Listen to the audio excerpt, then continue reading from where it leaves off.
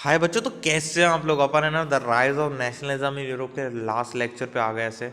शायद से ये लेक्चर का पार्ट 7 है और जो लास्ट है, और अपन बहुत ज़्यादा प्यार से करने वाले हैं इसको। The strange case of Britain. पहले खांस लें थोड़ा सा, यहाँ धूल हो रही है। ब्रिटेन, ब्रिटिशर्स, वहाँ का स्ट्रेंज केस, कुछ अजीब सा केस था। देखते हैं लोग क्या बोलना चाहते हैं, हमें ऐसे समझ नहीं आता।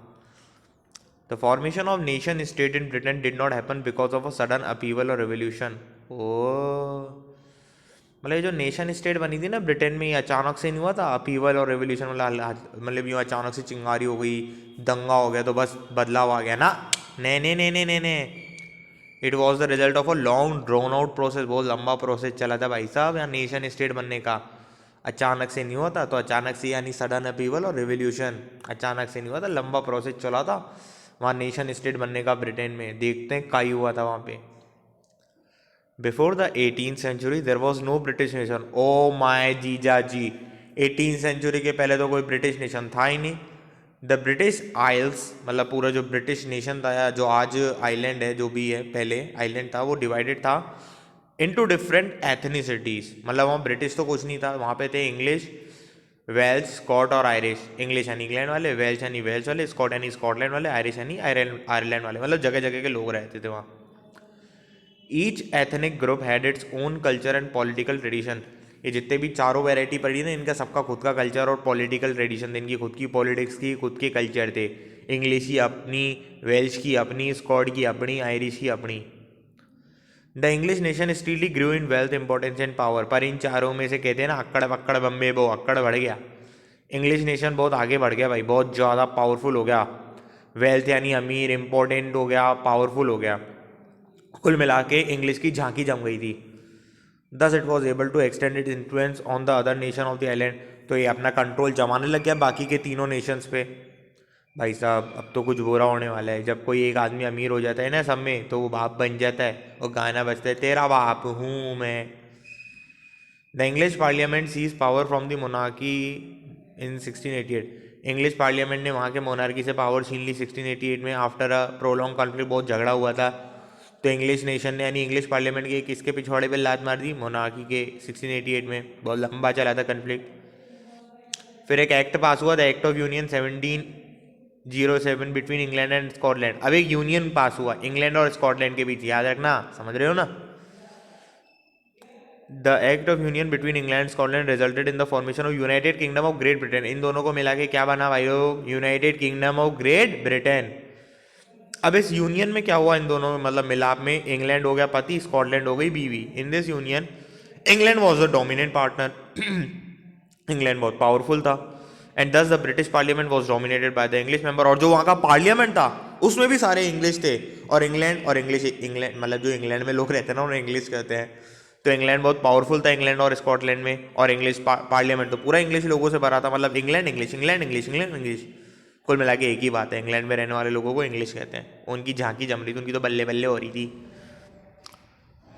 The British identity grew at the peril of Scottish culture. जो ब्रिटिश आइडेंटिटी थी वो बढ़ती गई, और पेरिल मतलब कौन बर्बाद होता गया, स्कॉटिश कल्चर, स्कॉटलैंड का कल्चर बर्बाद होता गया, and political institution.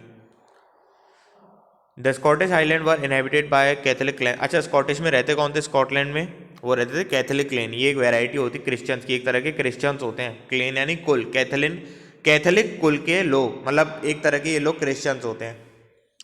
They felt terrible repression whenever they attempted to assert their independence. उनको बहुत दिक्कत आती थी जब भी वो इंडिपेंडेंस की बातें करते थे। टेरिबल रिप्रेशन यानी बहुत खतरनाक बातें हो जाती थी उनके साथ। They were forbidden to speak their Gaelic language और वियर देयर ट्रेडिशनल ड्रेस। उन लोगों को मना किया जाता था कि वो अपनी गैलिक ड्रेस, उनकी कोई होगी गैली सी ड्रेस, गैलिक ड्रेस मत पहनो। मतलब गैलिक लैंग्वेज मत बोलो, ट्रेडिशनल ड्रेस मत पहनो। सॉरी, लैंग्वेज थी जो उनको मना किया जाता था बोलने को। और कपड़े पहनने को नहीं, कपड़े पहनने को तो मना नहीं किया जाता, तो बोल जाता था ट्रेडिशनल ड्रेस मत पहनो। Many of them were forcibly driven out of their homeland. काफ़ी लोगों को तो घर से ही निकाल दिया, बोला निकल पाइली फुर्सत में। Ireland suffered a similar fate. फिर बेचारा मायरो आयरलैंड, उसके साथ भी ऐसा ही हुआ। It was a country deeply divided between Catholics and Protestant. ये भी डिवाइडेड थी कंट्री, पहले ही डिवीजन हो रहा, ऊपर से माँ बहन करने वाले इंग्लिश आ गए। कैथोलिक और प्रोटेस्टेंट में डिवाइड थी। The Protestant of Ireland establish there dominance over the majority Catholics through the help of English. और यहाँ पे जो कैथोलिक्स और प्रोटेस्टेंट थे ना, उसमें से प्रोटेस्टेंट को मदद मिल गई अंग्रेजों की, और जो प्रोटेस्टेंट थे वो किसके ऊपर रूल करने लगे, कैथोलिक्स के ऊपर। और इन दोनों के ऊपर कौन रूल करने लगे, इंग्लिश। मतलब इंग्लिश को मिला सपोर्ट, प्रोटेस्टेंट को सपोर्ट मिला इंग्लिश का, तो प्रोटेस्टेंट कैथोलिक्स के ऊपर पावरफुल हो गए, और इंग्लिश तो सबका बाप था ही था। There was a failed revolt led by Wolfe Tone and his United Irishmen in 1798। एक रिवोल्ट दंगा हुआ भी सिर्फ वॉल्टॉन ने किया और उसके एक यूनाइटेड आयरिशमैन एक आदमी ने किया 1798 में, पर कुछ उसका मतलब नहीं था।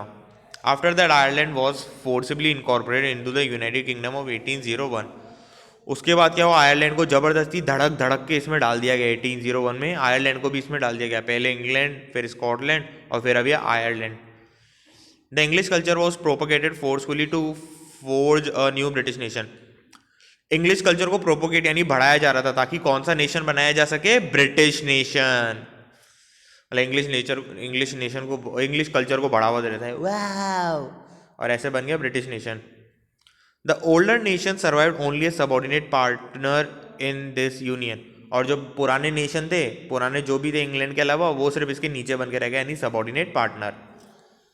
भाई साहब अगला टॉपिक है विजुअलाइजिंग द नेशन। हम नेशन को कैसे देखें, मतलब जो ब्रिटिश नेशन बना, मतलब कोई भी नेशन, चाहे इंडिया ही कह लो चाहे ब्रिटिश ही कह लो, उसको अब देखते कैसे थे। अपने यहाँ कैसे देखते हैं, भारत माता के फिगर में देखते हैं ना, भारत माता की जय हो। तो वैसे ही हर जगह ना फीमेल को बनाया जाता था फिगर। यार ये कौन सी बात है, आदमी को भी तो चुनो ना यार, तुमने सिर्फ औरतों को ही चुना था, आदमी की का कोई वैल्यू नहीं है क्या। तो नेशन को कैसे देखा जाता था, जैसे भारत माता की तस्वीर रख दो तो तुम पहचान जाओगे ना भारत माता यानी भारत की है। तो ऐसे ही हर जगह की भी कोई ना कोई माताएं बना रखी होंगी, तो इसमें पढ़ते हैं वीडियो लोग। Artist use female figures to personify a nation. जो आर्टिस्ट होते थे ना, बड़े नालायक होते थे, वो सिर्फ औरतों का फिगर यूज करते थे नेशन को दिखाने के लिए, कि भाई ये औरत है, अब आइडेंटिफाई करो ये कौन से नेशन को ऐसे दिखा रही है।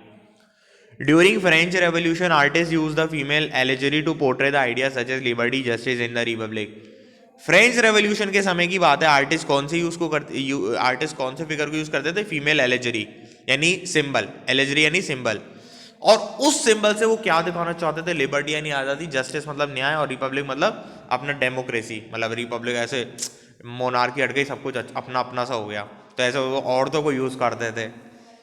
इन France the nation was christened as Marianne. France में नेशन को क्या नाम दिया गया, क्रिश्चियन यानी नाम देना, मारिया ने। तो which is the popular Christian name for a women, मतलब ये पॉपुलर क्रिश्चियन नेम है किसी औरत का, तो वहाँ पे औरत का जो भी सिंबल था उसे मारिया ने कहते थे।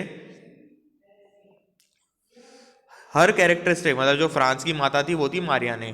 क्या बात है माता जी, मारिया ने नाम है, हमारा तो भारत माता रख देते। Her characteristic were drawn from those of liberty and republic. और उसकी कैरेक्टरिस्टिक क्या थी उस स्टैचू की, लिबर्टी और रिपब्लिक। क्या क्या पहन रखा था आंटी जी ने, the red cap, the tricolour, the cockade, मतलब रेड कैप पहन रखी थी, ट्राई कलर तिरंगा, कुछ अपना तिरंगा की बात नहीं, कुछ पहन रखा हुआ उनका, द कोकेट एक ट्री का वो होता है कुछ, मतलब ताज टाइप कुछ, ये देखो, N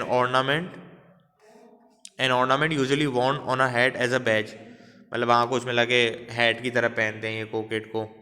okay, her statues were erected in public squares and her images were marked on coins. अच्छा, उनके स्टैच्यूज को कहा लगाया जाता था चौराहों पे यानी पब्लिक स्क्वायर में, और उनकी इमेजेस को काई में छापा जाता था कॉइन्स में और स्टाम्प में, to persuade the people to identify with it, ताकि लोगों को बताएं कि तुम इनसे आइडेंटिफाई करो, ये तुम्हारी माता है रे।